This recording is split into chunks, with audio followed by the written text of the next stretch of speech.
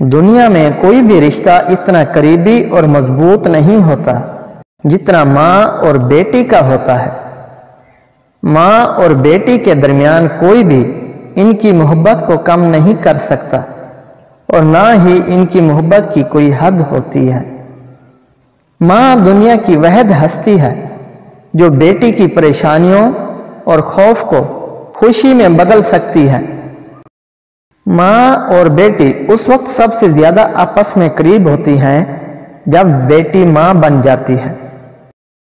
ماں اور بیٹی کبھی بھی جدا نہیں ہوتی۔ اگر کچھ ظاہری فاصلے بھی ہوں تو دلوں میں فاصلے نہیں ہوتے۔ ماں بیٹی کی وہ پکی سہیلی ہوتی ہے جسے ہر بات بتائے بغیر سکون نہیں ملتا۔ دنیا کی ہر چیز سے پیاری ہے مجھ کو میری ماں، کوئی میرے دکھ کو سمجھے یا نہ سمجھے پر سمجھتی ہے میرے ہر دکھ کو میری ماں۔ حالات برے تھے مگر رکھتی تھی نواب بنا کر، ہم غریب تھے یہ صرف میری ماں جانتی تھی۔